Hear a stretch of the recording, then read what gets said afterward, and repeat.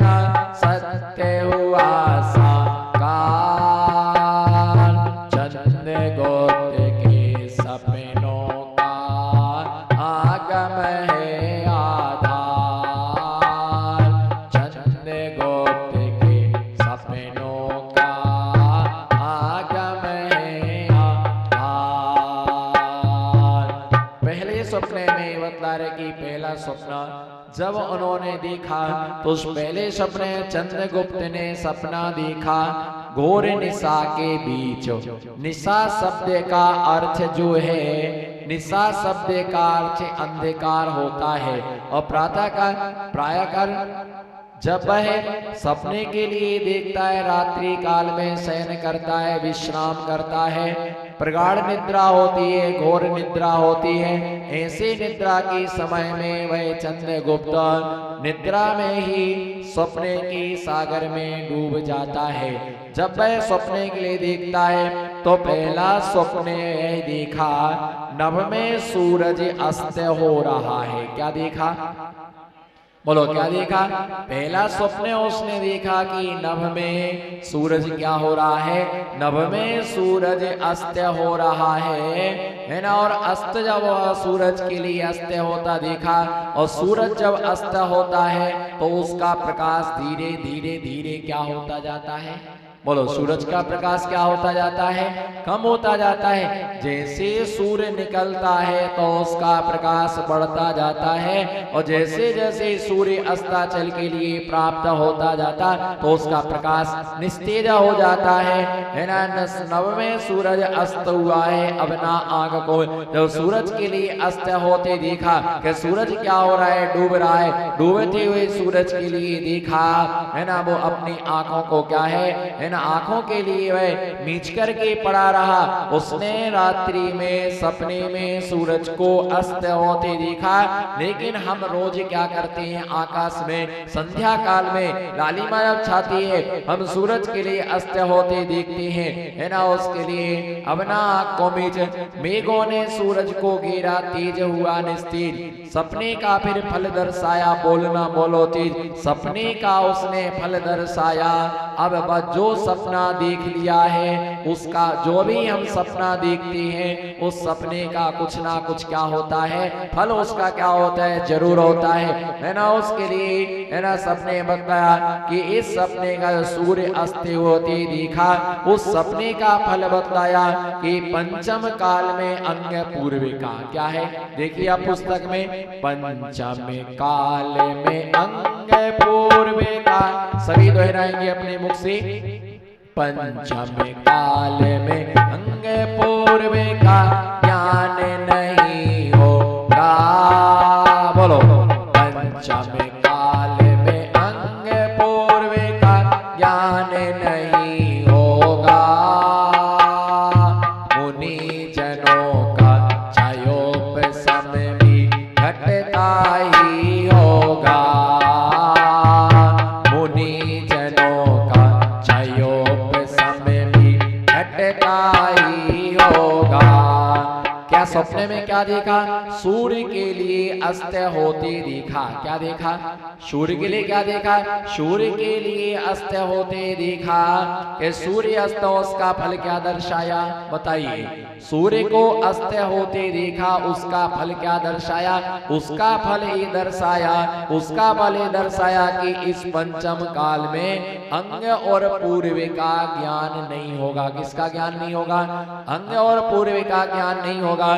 भगवान महावीर स्वामी, जिस समय भगवान महावीर स्वामी का मोक्ष हुआ उस समय चतुर्थ काल का 3 वर्ष 5 माह 3 वर्ष 8 माह 15 दिन शेष रह गया था। कितना? जिस समय भगवान महावीर स्वामी को मोक्ष हुआ उस समय चतुर्थ काल का 3 वर्ष 8 माह 15 दिन का काल शेष रह गया था है ना। इसके बाद में पंचम काल प्रारंभ हुआ। और ये ध्यान रख करके चलना कि पंचम काल में मोक्ष नहीं होता है। क्या पंचम काल में मोक्ष नहीं होता है? पंचम काल में केवल ज्ञान नहीं होता है, पंचम काल में ज्ञान होता है। बोलो पंचम काल में, पंचम काल में ज्ञान तो होता है, लेकिन पंचम काल में केवल ज्ञान नहीं होता है। बोलो पंचम काल में ज्ञान तो होता है परंतु पंचम काल में केवल ज्ञान नहीं होता है। और अज्ञानियों ने ये कह दिया कि पंचम काल में ज्ञान ही नहीं होता है। पंचम काल में छायक सम्यक दर्शन नहीं होता है परंतु सम्यक दर्शन होता है। बोलो पंचम काल में सम्यक दर्शन होता है परंतु छायक सम्यक दर्शन नहीं होता है। पंचम काल में ध्यान होता है परंतु पंचम काल में शुक्ल ध्यान नहीं होता है। पंचम काल में ज्ञान तो होता है पर केवल ज्ञान नहीं होता है। पंचम काल में गति होती है। बोलो पंचम काल में गति होती है पर पंचम काल में सिद्ध गति नहीं होती है। तो उस भगवान महावीर स्वामी के मोक्ष होने के बाद 3 अनुबद्ध केवली हुए, गौतम स्वामी, सुधर्माचार्य, जम्बू स्वामी। अनुबद्ध केवली का मतलब होता है कि जिस दिन भगवान को मोक्ष होता है उसी दिन शाम के समय किसी मुनिराज के लिए केवल ज्ञान की प्राप्ति होती है। जब उन्हें के मोक्ष होता है तो उसी दिन एक अन्य मुनि को केवल ज्ञान होता है। जब उनके लिए मोक्ष होता है तो एक अन्य मुनि को क्या होता है, केवल ज्ञान होता है। आदिनाथ भगवान के शासन काल में 84 अनुबद्ध केवली हुए और इसी प्रकार से भगवान महावीर स्वामी के 3 अनुबद्ध केवलिए, इनका गौतम स्वामी का जन्म चतुर्थ काल में हुआ। क्या हुआ? लोग कहते पंचम काल में ज्ञान, केवल ज्ञान नहीं होता, पंचम काल में मोक्ष नहीं होता है। पंचम काल में भी मोक्ष हुआ है। क्या? पंचम काल में भी मोक्ष होता है, पंचम काल में भी केवल ज्ञान होता है। चतुर्थ काल का जन्मा, बोलो चतुर्थ काल का जन्मा, पंचम काल में केवल ज्ञान को प्राप्त कर सकता है। पंचम काल से मोक्ष जा सकता है, लेकिन चतुर्थ काल का जन्मा व्यक्ति है ना, पंचम काल का जन्मा व्यक्ति पंचम काल से मोक्ष और केवल ज्ञान को प्राप्त नहीं हो सकता है। तो जम्बू गौतम स्वामी के लिए चतुर्थ काल में केवल ज्ञान हुआ और पंचम काल में उनको मोक्ष हुआ। जम्बू स्वामी और सधर्माचार्य को चतुर्थ का पंचम काल में केवल ज्ञान हुआ और पंचम काल में ही उन्होंने निर्वाण की परम प्राप्ति के लिए प्राप्त किया। उसके बाद में अनुबद्ध केवली हो गए, उसके बाद में अंतिम श्रीधर केवली के लिए कुंडलपुर से केवल ज्ञान की प्राप्ति। उसके बाद में 5 श्रुत केवली हुई और 5 श्रुत केवली जो हुई तो उन 5 श्रुत केवली में नंदी मित्र, अपराजित, गोवर्धन और सुधर्माचार, ये 5 जो हुए, ये 5 श्रुत केवली हुई। और इन 5 श्रुत केवली के लिए 11 अंग और 14 पूर्व का क्या था? ज्ञान था। कितने अंगों का ज्ञान था इनको? कितने अंगों का ज्ञान था इनके लिए? 14 पूर्व और 11 अंगों का इनके लिए क्या था? इतने ज्ञान की ज्ञाता थी। इसके बाद में धीरे धीरे क्या है ना, ये दिया धीरे धीरे क्षयोपशम क्या होता गया है ना। पंचम काल में अंग पूर्व का ज्ञान नहीं होगा और धीरे धीरे क्षयोपशम इन 5 मुनियों को 11 अंग और 14 पूर्व का ज्ञान था। उसके बाद में ज्ञान घटता गया और कुछ 11 मुनियों को 11 अंग, कितने मुनियों को? 11 मुनियों को 11 अंग और 10 पूर्व का क्या था? ज्ञान था। उसके बाद में 4-5 है ना उनके लिए, 5 मुनियों के लिए है ना सिर्फ 11 अंग का उनके लिए ज्ञान उनको शेष रह गया। उसके बाद में 4 मुनियों के लिए सिर्फ आचारांग का उनके लिए ज्ञान, आचारांग का ज्ञान उनके लिए शेष रह गया और धीरे धीरे है ना मुनि जनों का क्षयोपशम भी घटता ही होगा। क्या? पंचम काल में अंग पूर्व का, बोलो पंचम काल में, पंचम काल में अंग पूर्व का ज्ञान नहीं होगा। बोलो पंचम काल में अंग पूर्व का ज्ञान नहीं होगा और मुनि जनों का क्षयोपशम भी घटता ही होगा। और धीरे धीरे धीरे ज्ञान क्या होता गया? कम होता गया। बोलो धीरे धीरे क्षयोपशम क्या होता गया? ज्ञान का क्षयोपशम कम होता गया। और जब कम होता गया, कम होता गया, इतना कम होता गया, इतना कम होता गया, क्षयोपशम धीरे धीरे कम होता गया। तो जब दर्शन स्वामी हुए और दर्शन स्वामी के लिए, दर्शन स्वामी आचारांग के पूर्व भाग के ज्ञाता थे, उनके लिए लगा कि ये अब धीरे धीरे लोगों का क्षयोपशम घटता जा रहा है। ऐसा ना हो कि श्रुत की परंपरा समाप्त हो जाए, श्रुत की परंपरा समाप्त हो जाए। तो उस समय उन्होंने है ना अरहतवली आचार्य जो थी महामहिमा नगर में, अरहत है ना वहां पर महिमा नगर में अरहतवली नाम के आचार्य वहां पर विद्यमान थे। उन्होंने सोचा कि अगर माले सुख की परंपरा समाप्त हो गई तो फिर ज्ञान लोगों को कैसे प्राप्त होगा। तो महादर्शन स्वामी गिरनार जी की गुफा में रहती थी। कहाँ रहती थी?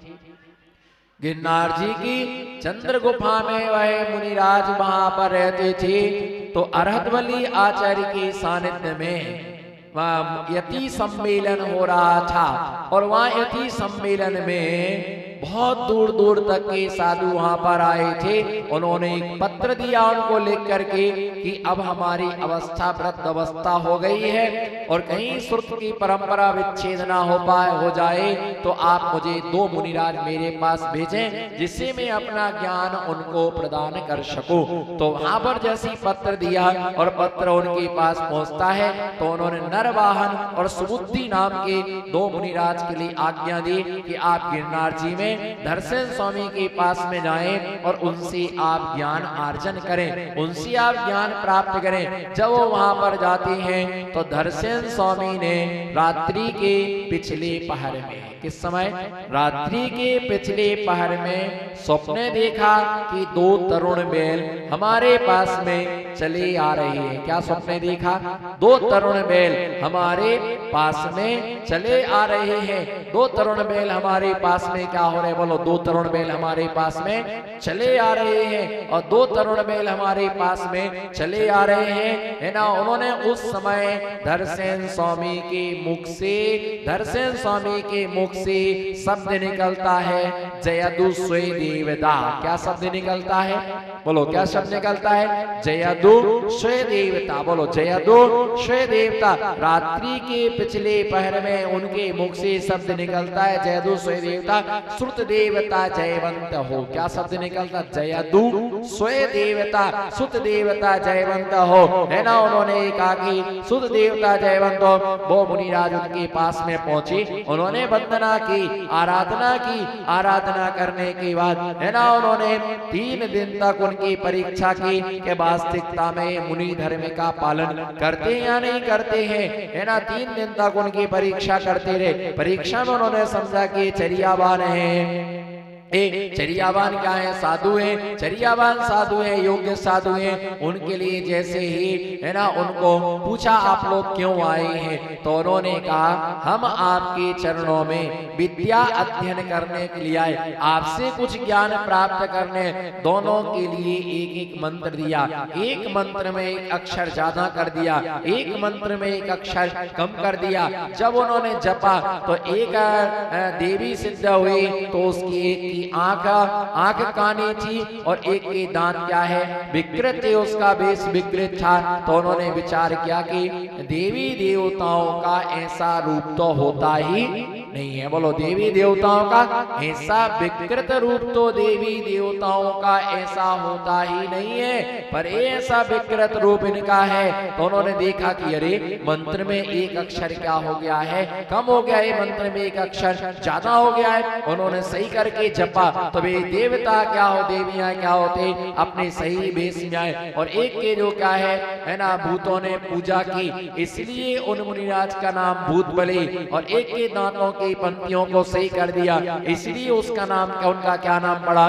पुष्पदंत उन्होंने रखा। और मुनिराज ने, धरसेन स्वामी ने उनके लिए ज्ञान दान दिया। उन्होंने सतखंडागम ग्रंथ का लेखन किया और भगवान महावीर स्वामी के मोक्ष हो जाने के बाद, किसके? बोलो, भगवान महावीर स्वामी के मोक्ष हो जाने के बाद, बोलो, भगवान महावीर स्वामी के मोक्ष हो जाने के बाद 683 वर्ष के बाद ग्रंथों का लेखन क्या हुआ? प्रारंभ हुआ। कितने